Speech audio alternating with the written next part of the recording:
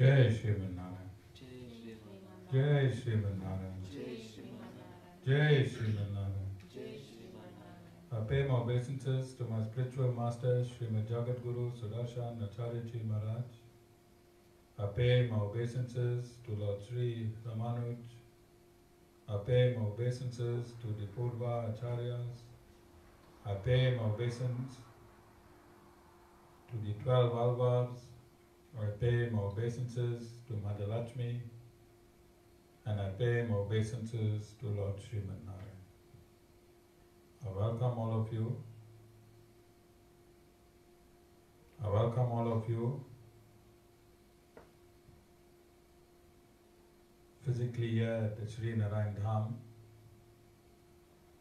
I welcome those that's watching this discourse locally, nationally, and internationally. And I welcome those in advance that's going to be watching this discourse when it is posted in the various groups from around the world. This month, we entitled the month of the Ramanujans. For us Vaishnavites, this is one of the most auspicious months. And today is another auspicious day. Today is the birth celebration of Narsimha Deva. And today is a day I want to start my discussion on devotion or bhakti. And it is not coincidental that through the devotion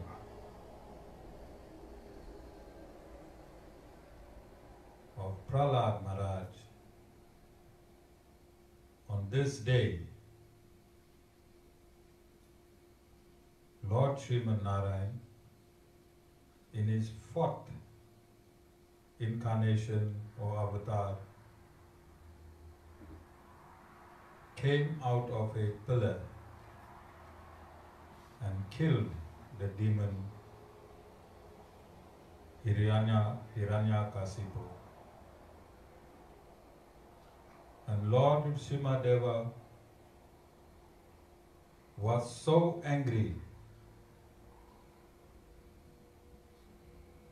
for the manner in which his devotee Prahlad Maharaj was treated by the demonic Hiranyakashipu, that he tore his entrails out of his body. And all the Devis and Devtas and Prahlad Maharaj himself had to read various mantras to cool the anger of Lord Sriman Narayan. And we've noticed this from time immemorial.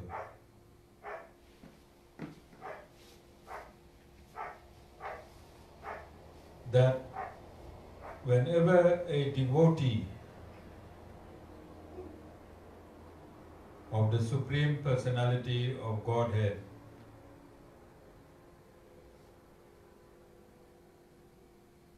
is troubled by demonic forces, the Lord incarnates or sends his empowered servants to assist and defend and protect his pure devotees. Who is a pure devotee of Lord Sriman Narayan? What is the qualifications to become a beneficiary for Lord SRIMAN NARAYAN's protection.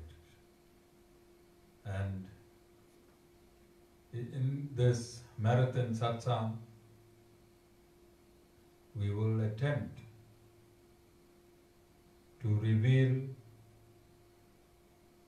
this and more in a simple and coherent manner on how to engage and receive the fruits of association with the Supreme Lord whilst we struggle in this material dimension. So Prahlad Maharaj learned the Vedas that was spoken to his mom whilst he was in the womb of his mother. He learned the entire Vedas as it was taught by Narad Muni to his mother. And when he was born, he remembered the Vedas.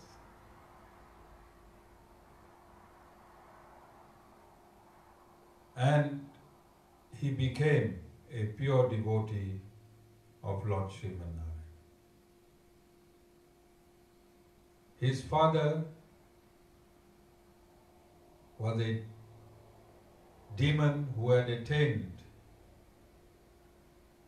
superpowers, and he wanted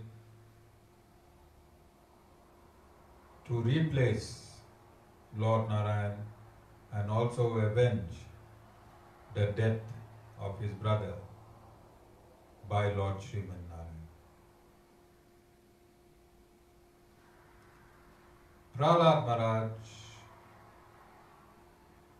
took on this mighty demon at the age of 5. His devotion and his surrender was so great that he did not need to be told twice that the Lord is the protector. Notwithstanding all the attempts that were made to have him killed,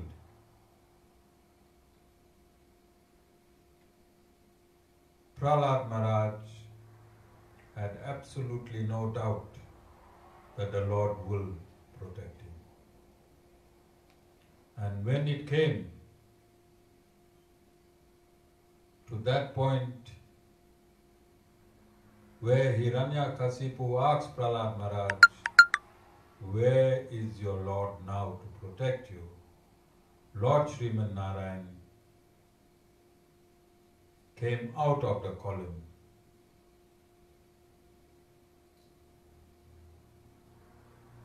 and violently killed the demon Hiranyakashipu. We wish Lord Narsimha Deva a happy birthday, and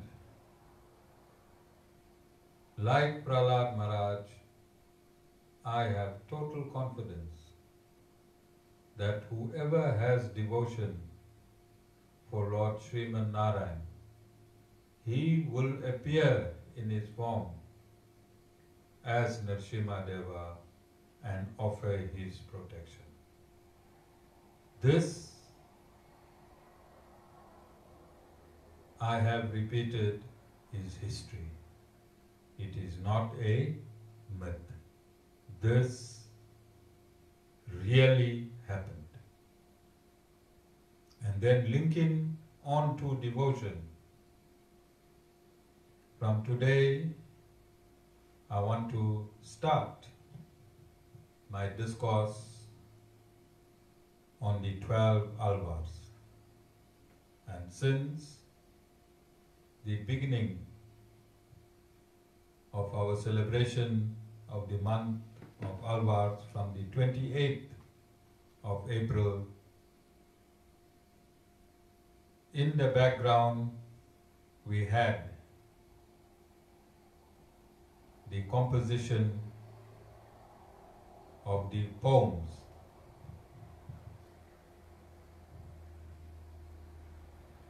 that were composed by the Alvars and set to music, subsequently being heard in the background. So Alvar in the Tamil language means Supreme Devotees. And the 12 Alvars were Supreme Devotees of Lord SRIMAN NARAYAN. Another meaning of Alvar is to dive deep. And the Alvars dived deep in the ocean of attributes of the Supreme Lord, Lord SRIMAN NARAYAN. And they brought to the surface these attributes in perfect poetry. And I've been consistent in stating that the Vedas is the very essence of the Supreme Lord, Lord SRIMAN NARAYAN. And these 12 Alvars, beginning from Dwapara Yuga and coming into Kali Yuga, these 12 Alvars took their birth at various stages, and they confirmed the Vedas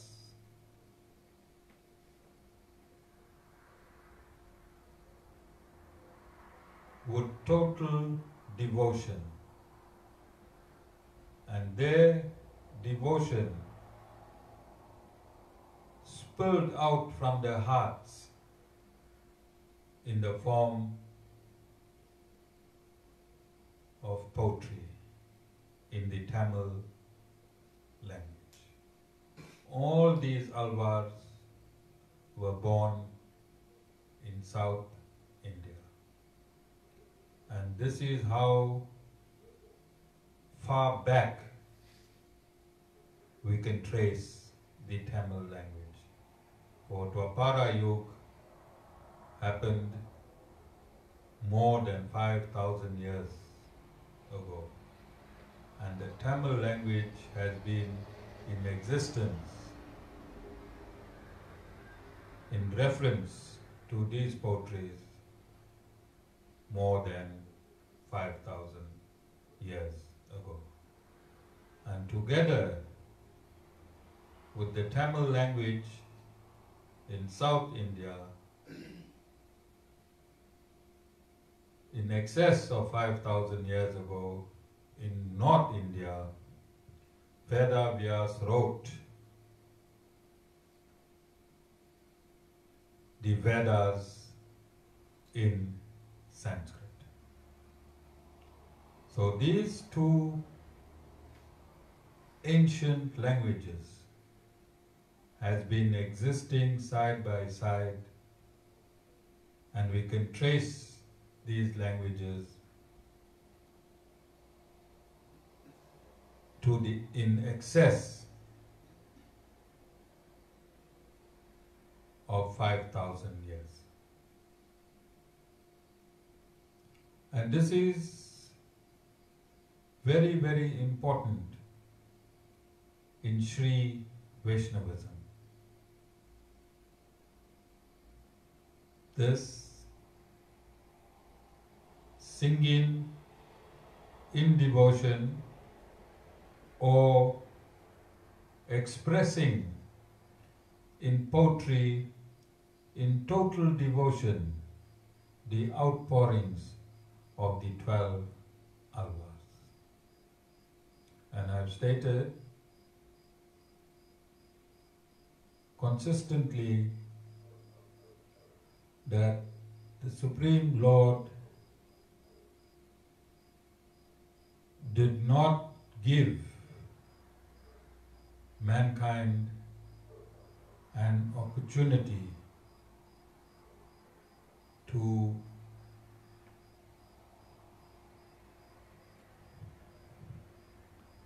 reveal the knowledge of the Vedas. The Vedas is the essence of the Supreme Lord. Then he incarnated as Vedavyas and codified this language and delivered it in written form. And then he incarnates variously and he enacts the Vedas so man can learn and live within the parameters of the Vedas. And similarly, when he wanted to teach mankind devotion on how man should devote himself to Lord SRIMAN NARAYAN,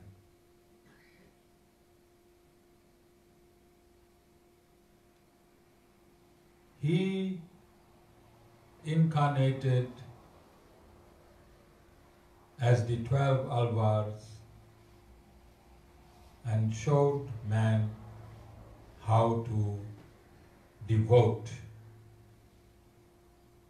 himself to the Supreme Lord. And this is the absolute system of Sri Vaishnavism. Absolute and eternal.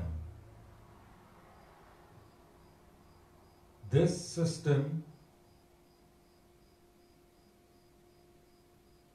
is the system of the Supreme Lord, Lord SRIMAN NARAYAN. And ever since I started preaching, I would always pay obeisances to my spiritual master, Lord Sri Ramanuj, Mother Lakshmi, and Lord SRIMAN NARAYAN. And as I evolved in my preaching, I then pay my obeisances to my spiritual master, to Lord Sri Ramanuj, to the Purva Acharyas, to the 12 Alvars, and Lord Mother Lakshmi, and Lord SRIMAN NARAYAN. It is when paying obeisances to these divine and these divine entities who have graced our planet or our universe with their presence is similar to striking a match in a dark room. One matchstick can light up an entire room of darkness, notwithstanding the fact that that darkness or that room could have been in darkness for millions of years. And similarly, when we pay obeisances to our divine beings, our divine gurus, our divine teachers, then they remove the darkness of ignorance.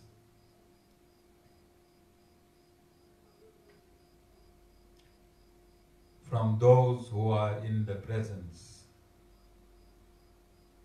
of the current spiritual master. And to undertake any activity towards God, there has to be principles followed. And to ignite the potency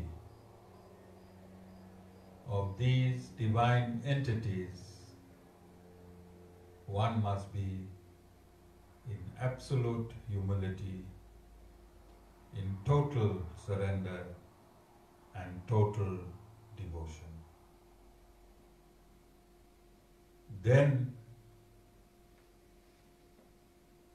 the potency of this divine stream called the Sri Sampradaya, the spiritual potency of the Sri Sampradaya can reach every soul within its parameters. Having said this, and going back to the 12 Alvars, and as I've stated, they took their birth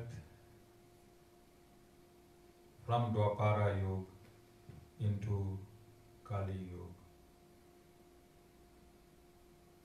to ensure the eternal flow of the Sri Sampradaya, notwithstanding the darkness of Kali Yuga that had invaded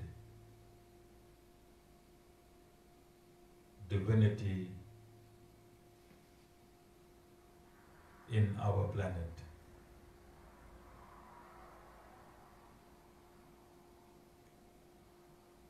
At the same time,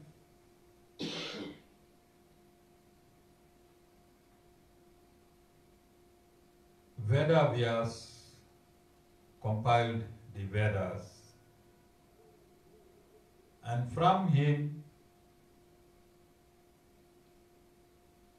fourth in the line of disciples, Bodhidharma explained the purport of the Brahma Sutras. And from Bodhidharma,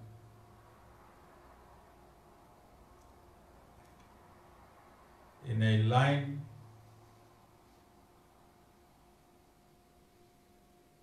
of acharyas, we have Tanka, T-A-N-K-A, comma, Dramida, D-R-A-M-I-D-A, comma, Guhadeva, G-U-H-A-D-E-V-A, comma, Kapardin, K-A-P-A-R-D-I-N, and Barusi, B-H-A-R-U-C-I. And these acharyas continued to preach under this thick veil of darkness of Kali Yuga in Sanskrit, and they continue to promulgate Sri Vaishnavism, keeping the Sampradaya intact.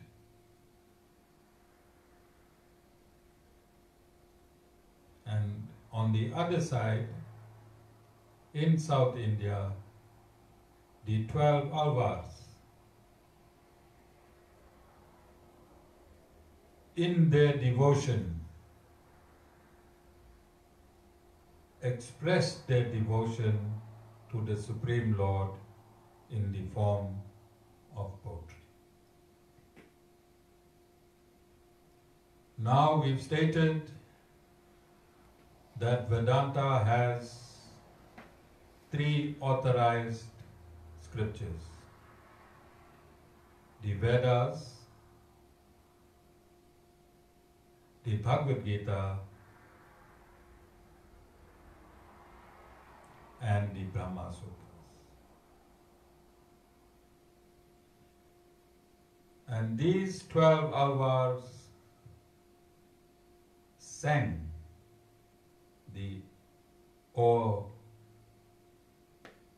they praised the Supreme Lord within the parameters of these 3 authorities: hand in glove. Hand in glove. For I've stated consistently that the Vedas cannot be altered. Not even God will alter the Vedas, as the Vedas is His very essence, and He would not alter His own essence. And similarly, the 12 Alvars, from number 1 right up to number 12, when they sang their devotion, or when they praised their devotion to the Lord through poetry, they did it hand in glove with all of the Vedic injunctions. And I will explain tomorrow how the Vedas and how the poetry of the 12 Alvars synthesized